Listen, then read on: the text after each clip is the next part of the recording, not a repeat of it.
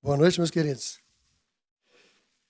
Alegria muito grande estar aqui mais uma vez para podermos compartilhar juntos aquilo que a palavra de Deus nos ensina. E é com temor e tremor que a gente se coloca aqui agora nesse instante.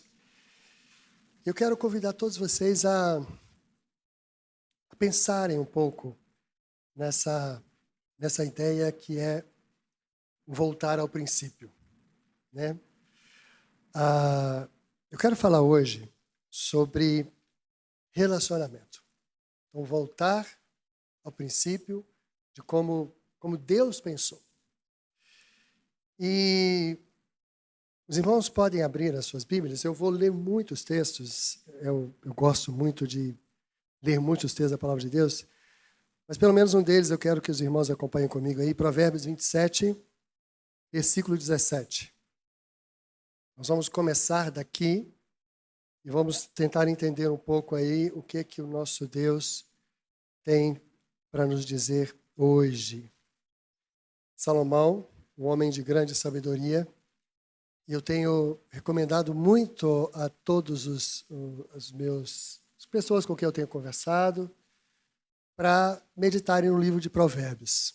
Provérbios é um livro que encanta a gente. E vale a pena a gente ler muitas e muitas vezes, porque tem muitos ensinamentos e muitos paralelismos, e a gente aprende muito quando a gente vê esses paralelismos. E aqui ele apresenta um paralelismo.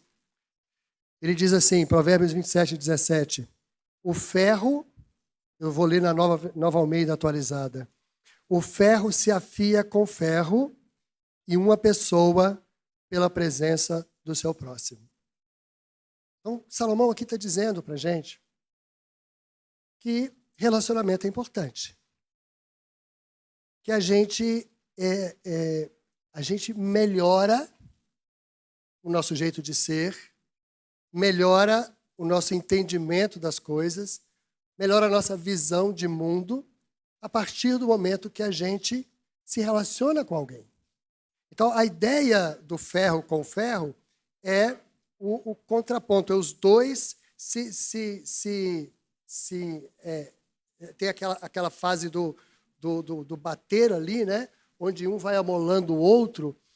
A ideia do relacionamento é trocar ideias, não é bater no sentido físico da palavra, né?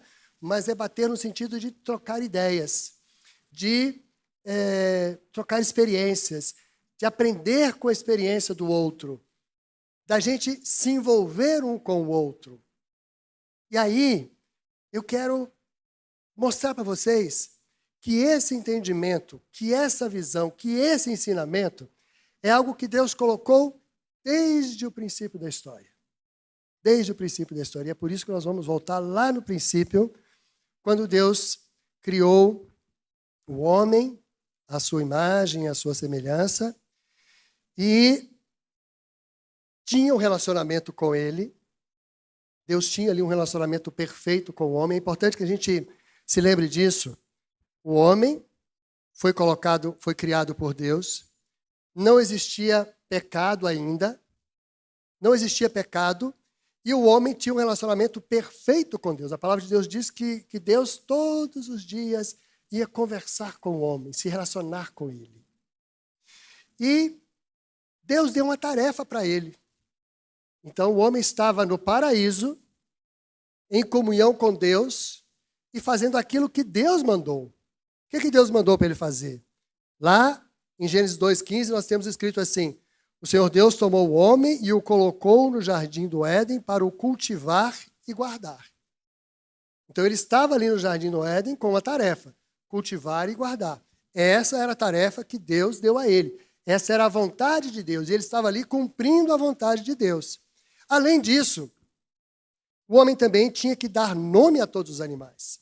O versículo 19 diz assim, havendo, pois, o Senhor Deus formado da terra todos os animais do campo e todas as aves dos céus, trouxe-os a Adão para ver que nome lhes daria, e o nome que ele desse a todos os seres vivos, esse era o nome deles. Então, olha só, olha a situação que a gente está vivendo. O homem, no paraíso, um lugar perfeito, sem pecado, Deus ali presente, comunhão perfeita de Deus com o homem, comunhão perfeita do homem com a natureza, do homem com os animais. Aquilo era uma maravilha, por isso que é chamado de paraíso. Só que, ali, naquele lugar, estando exatamente onde Deus queria que ele estivesse, fazendo exatamente o que Deus queria que ele fizesse, Deus olha para o homem e fala assim, versículo 20, o homem deu nome a todos os animais domésticos, às aves dos céus e a todos os animais selvagens, mas para o homem não se achava uma auxiliadora que fosse semelhante a ele. Então Deus falou assim, olha só, tem alguma coisa ali que está faltando. E aqui eu quero chamar a atenção dos irmãos, porque muitas vezes a gente acha que a gente pode abrir mão dos outros e me contentar apenas com o relacionamento com Deus. Não é isso que a palavra de Deus ensina. Não é isso que a palavra de Deus ensina. Deus ali ressaltou essa falta que ainda existia, né? E olha só que coisa interessante. Deus permitiu que o homem ficasse ali cuidando do jardim e fazendo as suas atividades e dando nome aos bichos, para que o homem sentisse falta do seu semelhante. Então Deus deu a oportunidade para o homem perceber que estava faltando alguma coisa. E aí, quando no versículo 18, nós vimos assim, o Senhor disse ainda, não é bom que o homem esteja só. Farei para ele uma auxiliadora que seja semelhante a ele. Então, naquele momento, Deus deu oportunidade ao homem para poder sentir essa falta, para ele perceber que ainda estava faltando alguma coisa, e aí Deus deu a mulher ao homem. E é interessante, eu já vi a explicação desse termo, dessa ideia da mulher ser semelhante a ele, idônea, né? E assim, um resumo de tudo aquilo que eu aprendi é o seguinte, Deus fez a mulher para o homem, para que ela ali tivesse uma visão diferente das coisas. Era a visão dele e a visão dela. Era o entendimento dele e o entendimento dela. Era uma parceria que se complementava. Era algo que somava ali, que melhorava ali o relacionamento deles. Lembra que nós lemos o texto lá de Provérbios? Né? Assim como o ferro afia o ferro, assim o homem é o seu companheiro. Então a ideia ali era exatamente essa, que a mulher estava ali para estar ao lado dele e ajudá-lo nesse processo ali de conhecimento, de crescimento, de envolvimento um com o outro, de descobrimento das coisas. E aí, meus queridos, eu quero chamar a atenção de vocês, porque o relacionamento é isso. O relacionamento é isso. É quando a gente pode estar junto daquela pessoa a quem a gente ama. No caso de marido e mulher, vai ser o homem e a mulher.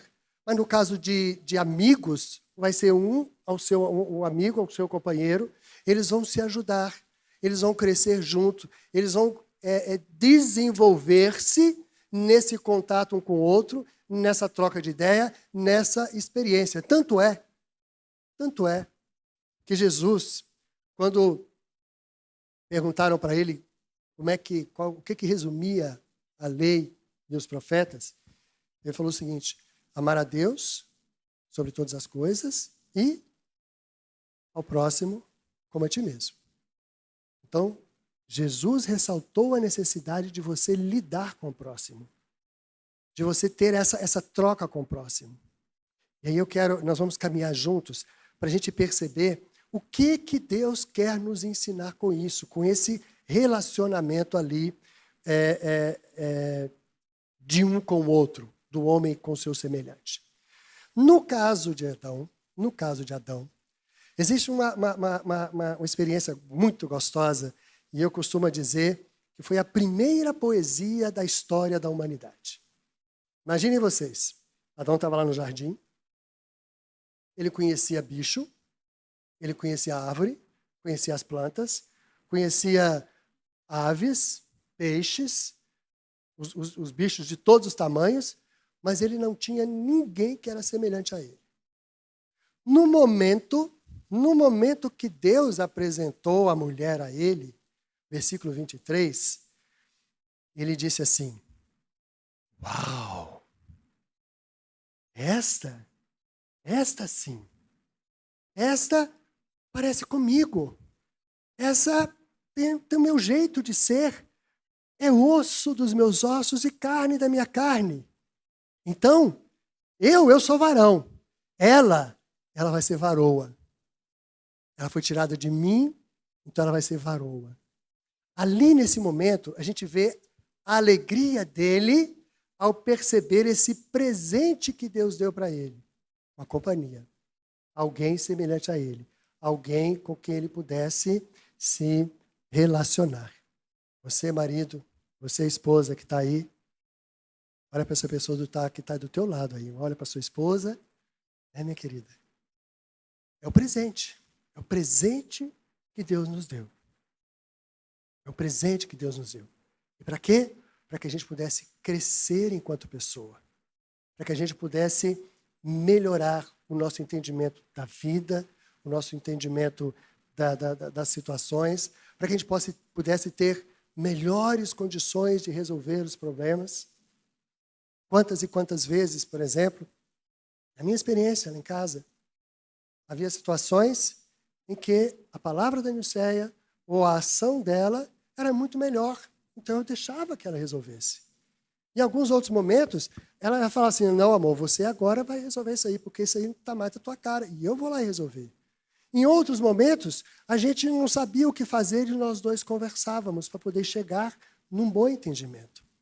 Então o relacionamento, ele produz isso. É aquela questão seguinte, né? Quando você divide um pensamento com alguém, você não fica com meio pensamento. Você fica com 3 pensamentos.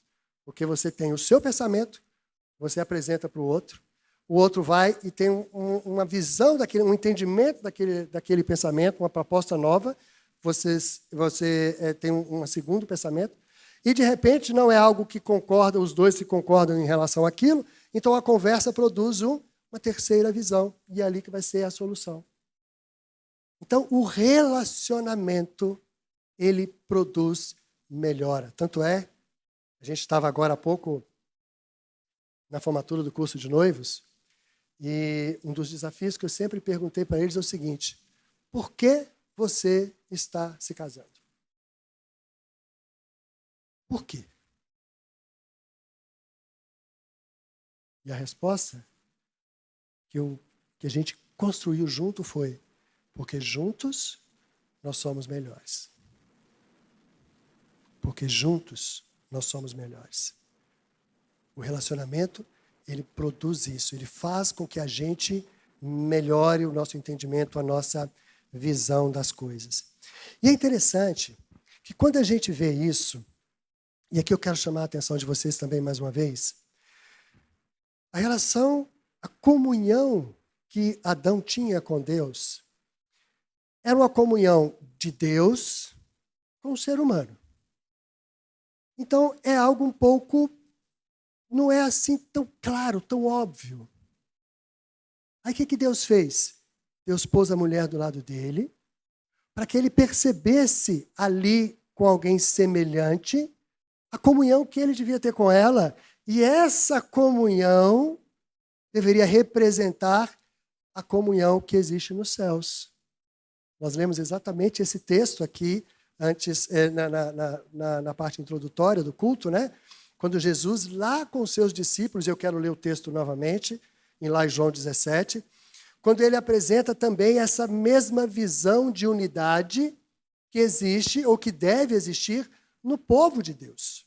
Então, lá em João 17, nós lemos o seguinte, a partir do versículo 17. Santifica-os na verdade, a tua palavra é a verdade. Aqui, eu quero chamar a atenção de vocês, onde ele coloca que todo relacionamento tem que ser baseado na palavra de Deus. Santifica-os na verdade, a tua palavra é a verdade. Assim como tu me enviaste ao mundo, também eu os enviei ao mundo. E a favor deles eu me santifico, para que eles também sejam santificados na verdade. Não peço somente por estes, e ele está olhando para os seus discípulos ali naquele momento, está falando assim, eu não estou pedindo apenas por esses 12 que estão aqui comigo, mas também por aqueles que vierem a crer em mim, eu e você. Então Jesus ali naquele momento, ele orou por nós. E o que ele falou? Ele diz o seguinte, não peço somente por estes, mas também por aqueles que vierem a crer em mim, por meio da palavra que eles falarem, então os discípulos falarem para os outros, né? A fim de que todos sejam um. Todos sejam um. E como tu, ó Pai, estás em mim e eu em ti, também eles estejam em nós, para que o mundo creia que tu me enviaste. Aqui Jesus nos mostra o seguinte, a unidade do povo de Deus anuncia o próprio Deus. A unidade do povo de Deus testifica de Deus e testifica de Jesus. Então nós, enquanto povo de Deus, nós precisamos ter essa unidade, esse relacionamento gostoso, essa intimidade que Deus quer que nós tenhamos, assim como Ele tem lá nos céus. Porque Ele fala o seguinte, vocês precisam ter um relacionamento proveitoso, saudável, melhor dizendo, saudável, assim como o Pai e Jesus são um, assim como eles também se relacionam. Então, assim como lá no Éden, ele trouxe a mulher e apresentou para o homem, e falou para eles terem um relacionamento, e ele mostrando a necessidade desse envolvimento de um com o outro, agora também Jesus reafirma essa intenção, ou essa necessidade desse relacionamento, nós como servos dele, como filhos dele. E aí eu vou dizer para vocês, aquele que é solteiro, ele tem esse mandato de Deus para o relacionamento, para essa intimidade, porque essa é a ordem do Senhor.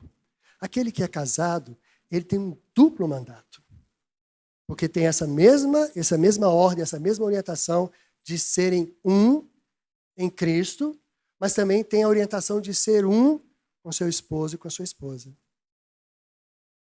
É Deus nos mostrando a necessidade da união, do relacionamento, do envolvimento um com o outro, do crescimento pelo relacionamento. Queridos, quando a gente pensa dessa forma, a gente se compromete muito mais com as nossas atitudes. Porque a minha atitude tem que encantar a pessoa que está do meu lado para que haja esse relacionamento, para que haja esse envolvimento. Não é simplesmente aquela coisa tipo acontecia na Idade Média, onde algumas pessoas achavam que para adorar a Deus iam para um lugar isolado, para um monastério, e ficava lá, achando que aquilo ali era o que Deus queria. Não. Não. Deus nos chamou para relacionamento, Deus nos chamou para envolvimento, Deus nos chamou para comunhão uns com os outros. Deus nos chamou para a gente trocar a nossa experiência com o outro, a gente falar daquilo que está no nosso coração com o outro.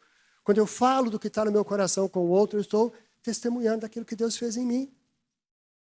Eu estou anunciando as obras que Deus fez em mim. E aí eu estou impactando a vida do outro. Uma coisa que nós não podemos esquecer. Nós, enquanto servos de Deus, a gente não pode se esquecer de que o nosso agir aqui neste mundo, ele tem impactos para a eternidade. A maneira como eu me relaciono com os outros, a maneira como eu marco a vida das outras pessoas, afeta a eternidade. Porque no momento que eu, nesse relacionamento, falo do amor de Deus, falo da grandeza de Deus, mostro o que Deus fez por mim, nesse momento eu estou anunciando Jesus para essas pessoas, eu estou anunciando a ação de Deus, falando da ação de Deus para essas pessoas e dando oportunidade a elas de se encontrarem também com Ele. Então, o meu relacionamento com os outros afeta a eternidade. Toca a eternidade. Quando eu penso assim, eu começo a perceber que não é só orar para Deus me abençoar. Não é só para orar para Deus, para eu me sentir bem, para eu estar feliz. Mas é orar para que eu seja bênção na vida do outro. Orar para que eu afete a vida do outro. Orar para que eu consiga ajudar o outro de alguma forma. Para que eu possa me envolver com o outro de alguma forma. É a coisa mais gostosa que tem, meus queridos. Mais gostosa que tem. É porque, nesse momento, a gente cresce. A gente amadurece. A gente passa a ter uma visão melhor das coisas. Sabe a coisa mais gostosa que tem na hora que você se encontra com alguém que está sofrendo, que está passando por alguma dificuldade, e você chega junto e fala assim, eu sei o que você está sentindo. E aí você dá aquele abraço. E aí você dá aquela palavra que conforta, que consola. E aí você ouve também experiência. E aquela experiência te ajuda a si mesmo a crescer enquanto pessoa, mas também te ajuda a abençoar outras pessoas. É aquela ideia da semeadura, de você estar sempre anunciando, sempre falando nessa necessidade desse relacionamento. E a gente não pode esquecer disso. O nosso relacionamento com Deus é importante, mas o meu relacionamento com o próximo também é importante. Jesus falou, como eu já disse aqui agora há pouco, né? Amar a Deus sobre todas as coisas, mas amar ao próximo.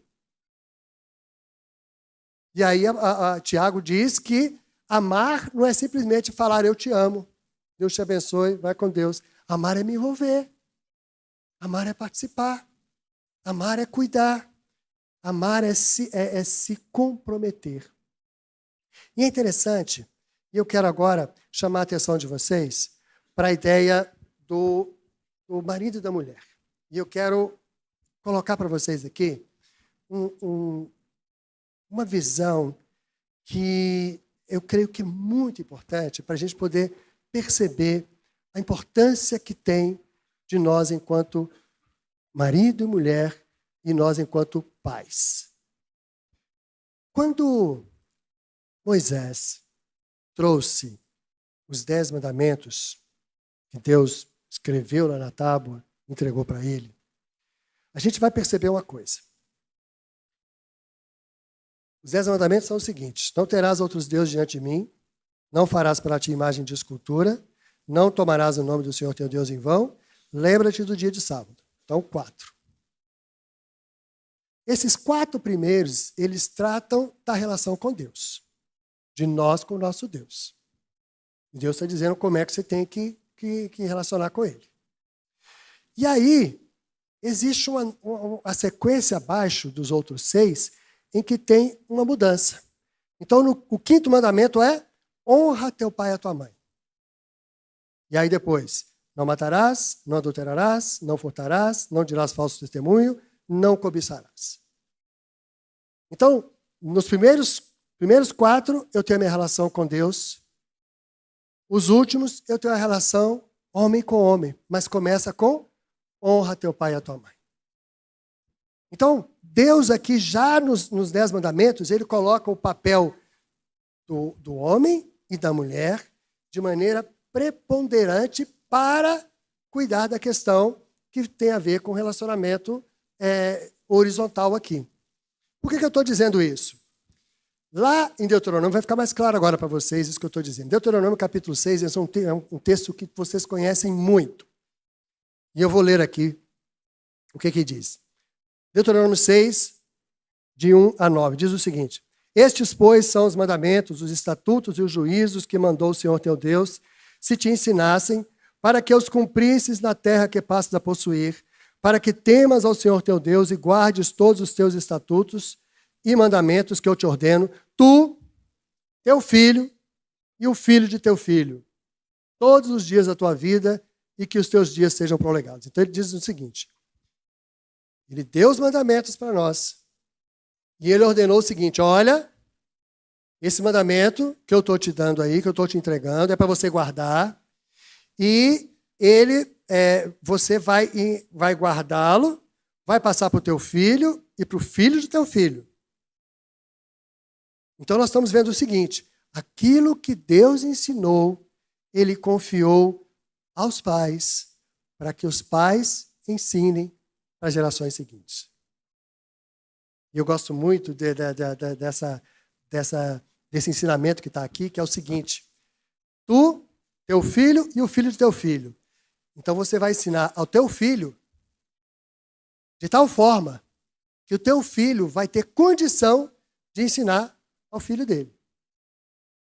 Então você, enquanto pai, tem a responsabilidade dada por Deus de ensinar ao teu filho, mas ensinar com a qualidade tal, com a capacidade tal, que o seu filho vai ter condição de ser professor também.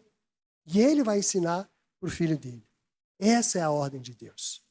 Então, lá nos 10 mandamentos, quando ele diz assim, honra teu pai e a tua mãe, é porque Deus está querendo que pai e mãe assumam essa responsabilidade de ensinar, de falar essas coisas para frente, de transmitir esse ensinamento para as gerações seguintes. E aí no versículo 3, ele diz assim, ouve, pois, ó Israel, e atenta em os cumprires, para que bem te suceda e muito te multipliques na terra que mana leite e mel, como o Senhor, Deus de teus pais, como te disse o Senhor, Deus de teus pais.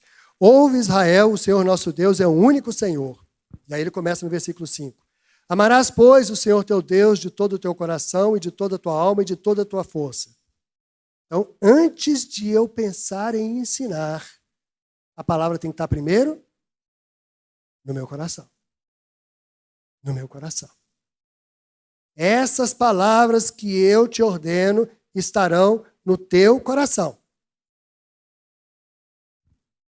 E aí, ele diz, amarás, pois, o Senhor teu Deus de todo o teu coração, né? Então essas palavras estarão no teu coração. E aí, depois que elas estiverem no teu coração, tu as inculcarás aos teus filhos e delas falarás assentado em tua casa e andando pelo caminho, ao deitar-te, ao levantar-te. E também atarás como um sinal na tua mão e te serão por frontal entre os olhos e as escreverás nos umbrais da tua casa. E aqui, eu quero chamar a atenção de vocês, botar versículo na porta da casa não torna nenhuma casa santa, nem ninguém santo, não. O que está dizendo ali é que essa realidade vai ser tão viva para você que você vai estar trocando essas informações, falando disso dentro de casa. Isso é verdade para você. Sabe como é que eu costumo dizer essas coisas? Um exemplo muito bobo, tá, gente? Mas acho que vai ser muito didático. Quando a gente vê um cachorrinho, ele está todo feliz, o que ele faz? Ele balança o rabinho, não é? Aí você fala assim, então o cachorro, quando está feliz, ele balança o rabo. Então, se você pegar um balançador de rabo, botar no cachorro, ele vai ficar feliz. Não vai, né? Então, não é simplesmente o que está balançando o rabo que está feliz. Da mesma forma, quando eu estou participando das coisas de Deus, falando das coisas de Deus, eu cito os versículos. Porque isso é realidade para mim. Agora, citar o versículo pura e simplesmente não significa nada. O diabo também cita. Cita. E ele conhece, e ele teme a Deus. E estremece até. Vocês percebem? Essa responsabilidade que Deus deu para nós é coisa para a gente abraçar e colocar no teu coração. Tem que mudar a tua vida. Tem que mudar o seu jeito de ser. Tem que fazer você querer as coisas de Deus. Tem que fazer com que você pense nas coisas de Deus. Então, quando eu me relacionar com alguém, eu estou me relacionando com alguém me preocupando com o outro. Não é por interesse. Não é para tirar vantagem, mas é porque eu me preocupo com ele. Porque eu estou preocupado com a vida dele, com a salvação dele. E isso vale também para dentro de casa. E eu costumo dizer o seguinte, olha só. Sabe qual a melhor maneira de saber O quanto você está agradando a Deus? Pergunta para quem está dentro da tua casa. Come ali o feijão contigo, o arroz e o feijão. Pergunta. Vocês não vão fazer esse exercício aqui, mas em casa, façam isso. Minha esposa, você me vê como um servo de Deus? Jesus fez isso, né? Ele perguntou para os discípulos assim, quem dizem os homens que eu sou? E vocês? O que vocês falam de mim? Esse é um feedback que nós precisamos ter. Porque às vezes a gente se engana, meus queridos. A gente se engana. A gente acha que porque a gente está aqui na igreja dominicalmente, ou semanalmente, ou às vezes até mais vezes, né? A gente está agradando a Deus por isso. Pergunta para sua esposa. Pergunta para o seu esposo. Pergunta para o teu filho. Pergunta para a tua filha. Pergunta para o teu irmão. Quantos de nós, às vezes, eu já comentei isso na minha classe lá. Eu tive uma tristeza muito grande. Porque eu teve um tempo na minha vida em que eu queria falar as coisas de Deus para os meus irmãos, mas eu falava com arrogância. Eu falava como se eu estivesse no alto de um pedestal, me achando certo, correto, e chamando a atenção deles porque eles estavam errados. Sabe o que eu ganhei com isso? Antipatia deles. E gastou um tempo para eu perceber o quão errado eu estava. A palavra de Deus diz que quando a gente falar com alguém, eu tenho que transmitir graça. Graça. Graça. A palavra tem que ser doce. Tem que chegar no coração do outro e o outro tem que querer mais. Eu já falei para o pastor Arlécio que eu admiro a maneira dele falar. Porque ele fala com graça. É um exemplo para mim. Eu vejo o jeito dele tratar as coisas e resolver problemas. Graça. Quantas vezes falta graça nos nossos relacionamentos? A gente não vive aquela comunhão que Deus queria que a gente vivesse. E às vezes a gente se acha fazendo alguma coisa certa, mas não está. Pergunta. Pergunta dentro de casa. Vai fazer muito bem, sabe? Vai fazer muito bem. A gente vai crescer com isso. Porque é muito importante que a gente não perca de vista que nós temos uma missão aqui neste mundo. A nossa missão é glorificar a Deus. E enquanto nós estivermos aqui nessa nossa caminhada glorificando a Deus, eu estou caminhando, buscando a estatura do varão perfeito. Então a minha vida é glorificar a Deus. Quando eu glorifico a Deus, eu sou sal e luz. E nesse processo eu estou caminhando, e quando eu estou caminhando, eu estou mudando. Cada vez que eu dou um passo, eu deixo coisas para trás, deixando as coisas que para trás ficam, sigo para o alvo da soberana vocação, não é assim que o apóstolo Paulo nos ensina? Então nós precisamos mudar. Mudar.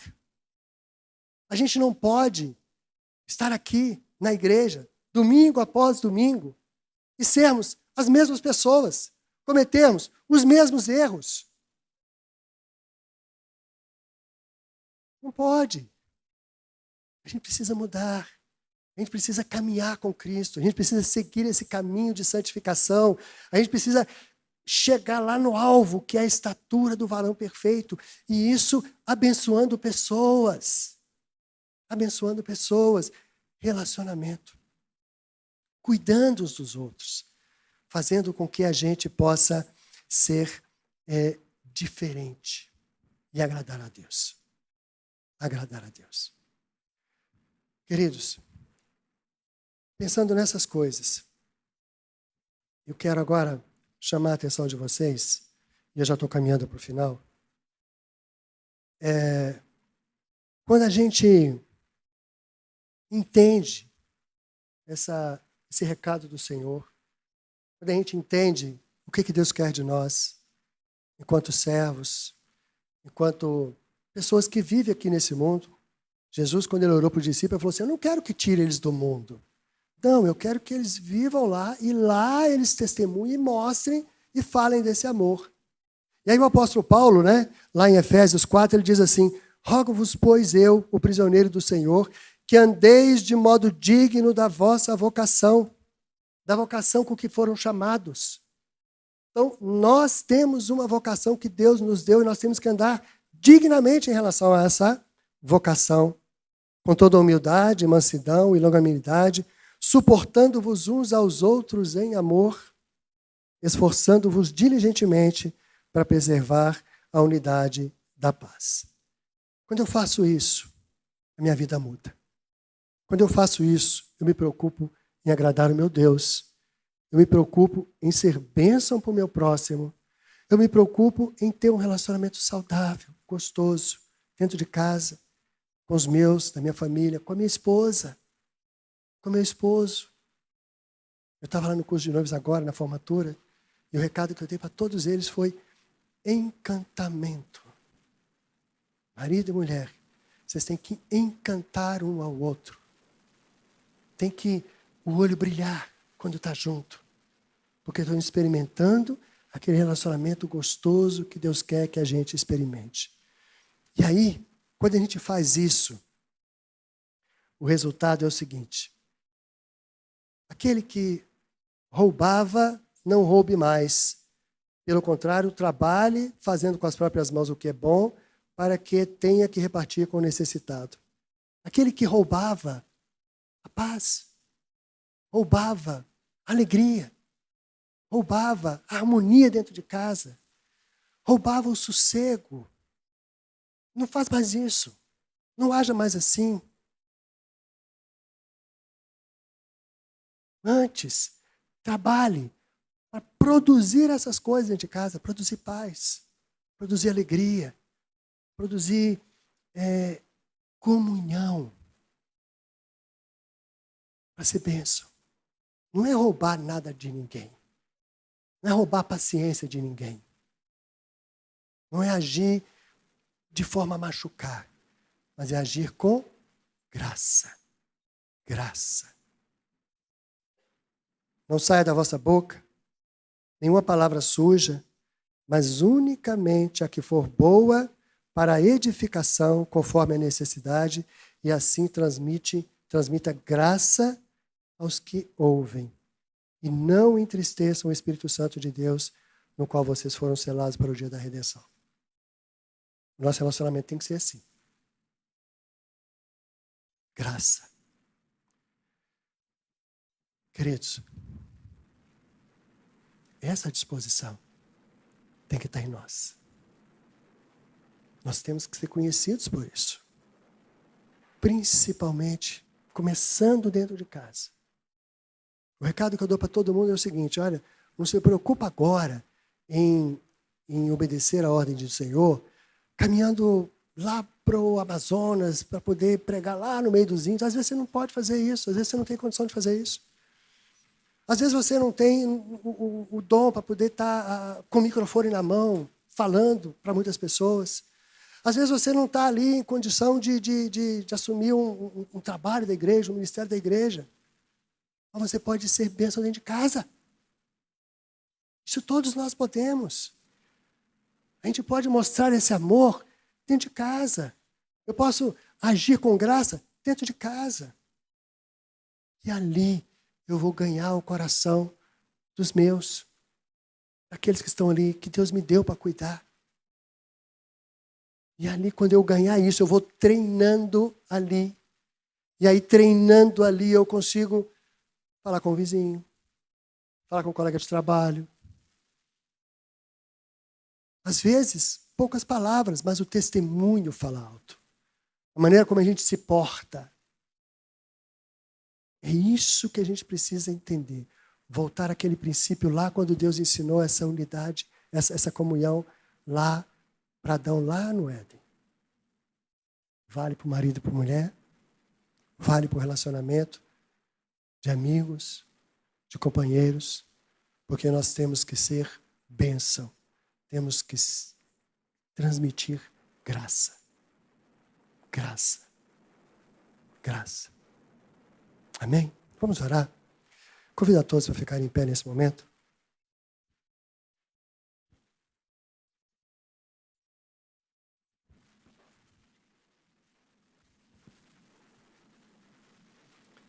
Pai eterno, como é bom estar aqui na Tua presença, Senhor. Como é bom buscar a Tua face. Como é bom, Pai, ouvir a Tua voz. Como é bom, Senhor, a intimidade do nosso lar. Quando nos colocamos diante do Senhor. Quando nos debruçamos diante da Tua palavra. E quando permitimos que o Teu Santo Espírito fale conosco. Oh, Pai, nós queremos isso, ouvir a Tua voz. Nós queremos ser transformados pelo Senhor. Queremos ser guiados pelo Senhor, ó Deus Santo, de tal maneira que possamos abençoar aqueles que estão ao nosso redor. Oh, Pai, não permita, Senhor. Não permita, Pai, que nós roubemos alegria dentro de casa. Alegria dos nossos relacionamentos. Não permita, Pai, que nós sejamos pessoas duras, insensíveis de forma alguma, Senhor. Mas com Teu Santo Espírito, Pai, muda o nosso coração. Muda a nossa visão, Pai. Muda o nosso entendimento. Ajuda-nos, Senhor, a crescer no relacionamento contigo. Ajuda-nos, Pai, a buscar aquela unidade que o Senhor Jesus orou por nós, Senhor. Queremos ser um com Ele, assim como Ele é contigo. Queremos ser um com os nossos irmãos também, Pai. Queremos buscar a Tua face. Queremos fazer a Tua vontade. Queremos caminhar, ó Deus Santo, de tal forma no nosso processo de santificação, para que a gente alcance, Pai, a estatura do Teu Filho Jesus, a estatura do varão perfeito. Ó Deus Santo, dá essa disposição a cada um de nós. Dá esse desejo, Pai, em nós.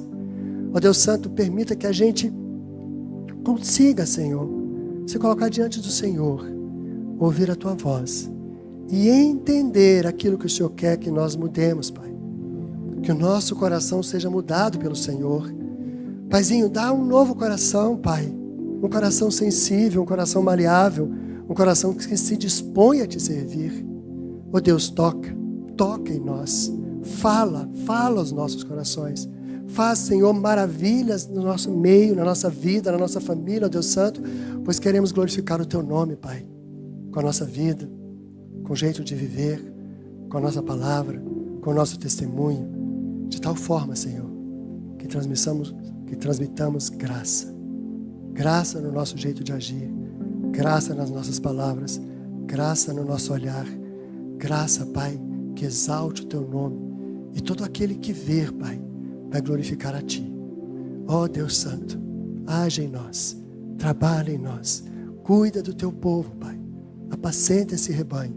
O Senhor conhece agora, Pai, cada coração que está aqui diante do Senhor, cada um que está agora com as orações diante do Senhor. Ouve, Pai, ouve e transforma. Eu oro em nome de Jesus. Amém. Amém.